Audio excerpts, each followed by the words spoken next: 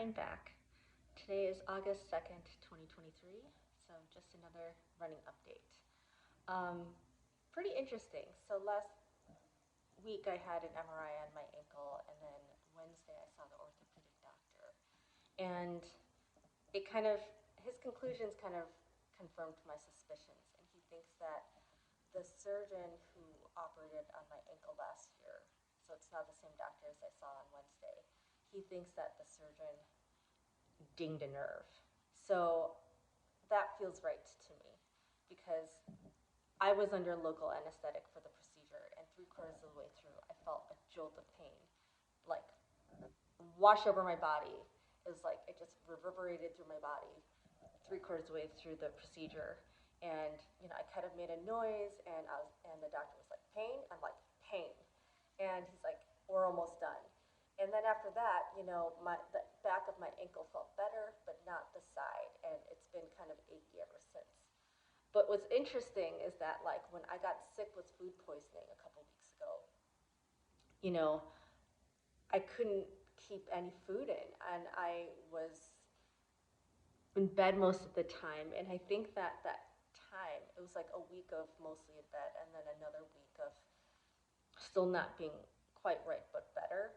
Um, but I feel that time was actually a blessing. It was forced, not only forced rest, but it was like a cleanup of my system because after that my ankle felt better. And then when I picked up running again, I felt like this fluidity and flow that I hadn't felt in a long time. And I feel like I'm getting back finally.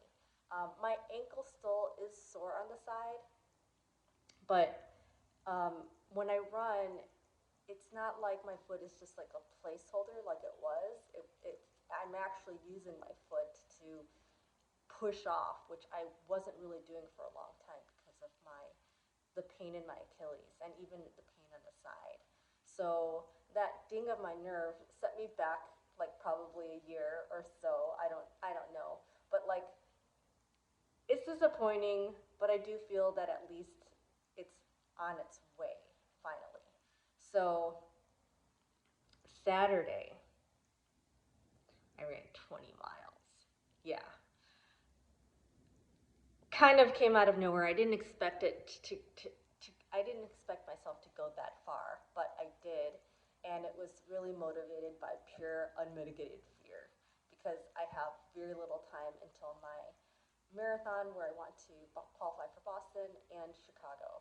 So, I was running, and then when I got to like 13 miles, I'm like, oh my gosh, I have to do this all again, this whole distance in like a little over a month. And that like really motivated me. I'm like, I need to keep going. I need to prepare. So I got that done. It wasn't fast. I did stop a few times. I did hold on to the console a bit. By the way, I did this on the treadmill. And I got it done. Although, at the end of it, I'm like, I cannot run another step. I can't imagine doing another 10K. But I mean, I guess that's always how it goes with training runs, right? And then magically on race day, you're able to cover the whole distance. So I have to keep that in mind. But yeah, the next day, I'm surprisingly, I really wasn't sore. Maybe a little bit here, like on my, I don't know, I forgot which day. There was a little bit of soreness, but I did get 8 miles done the next day. And then the day after that, I got 7. And then yesterday, Tuesday, I got 8. And they were all broken up. They weren't continuous.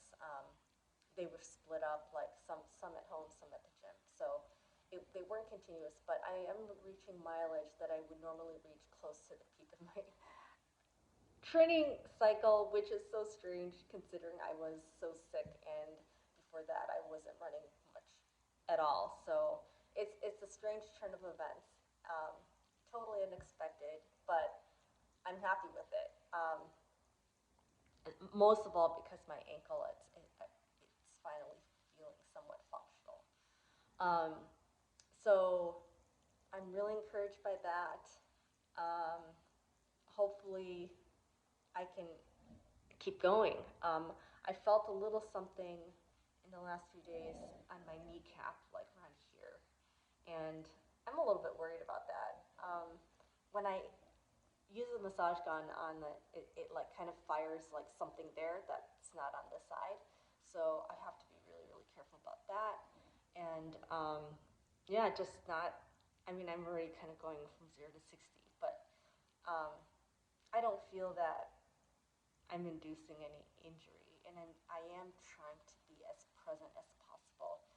Um, something that people don't really talk about much is the psychology like that elite runners have when they run, as they run. And I think it it's not talked about because it's maybe hard to articulate. I think we all remember when we learned how to ride a bike. And I mean, I can only speak for myself, but I I think that when it comes to stuff like this, when you're learning something, you're able to be just hyper focused, hyper present, and focusing on the right things, just slicing every moment down and being aware of every little thing that's important for the goal at hand.